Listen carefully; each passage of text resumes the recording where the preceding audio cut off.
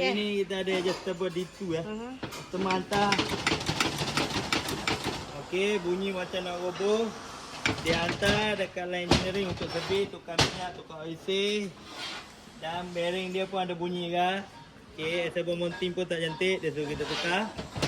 Okey, sekian dulu. Terima kasih. Yang mana ada adjustable bocor, jangan lupa cari minyak absorber brand ni. Cantik. Yang ni absorber mounting nak kena tukar. Lepas tu cover absorber nak kena tukar. Bagi tahu warna dulu tambah. Ni dia ada ni. Tak, ada free. Ada free play. Ada. Yang satu lagi. Yang lagi satu. Oh sama. Okey. Okey, yang tadi yang ada masalah bunyi tu, kita dah buka. Okey.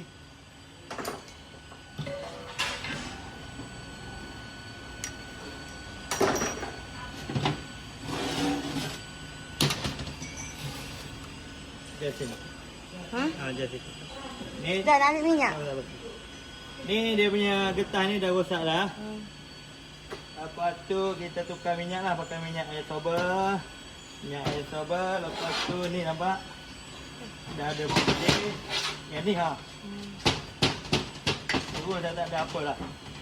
Okay, jadi yang mana nak servis adjustable boleh datang sini lah. Nombor telefon semua ada situ. Tu nombor telefon. Okay, tu. Boleh tukar minyak, tukar oil seal sekali. Ni sebelum buat lah. Pak. Okay, yang ni tengok. Kosong. Kosong terus. Okey. Dia ada bunyi ke? Okey, kita dah buka lah. Nampak? Oh. Nampak tu? Okey, ni tunjukkan warna dia. Yang lagi satu batang warna lain pula. Nampak? Yang ni hitam. Gila. Satu hitam. Hasil baik datang line engineering masuk minyak absorber.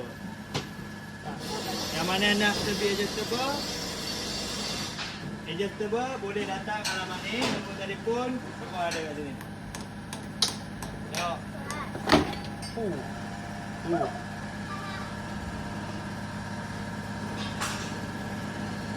Lagi satu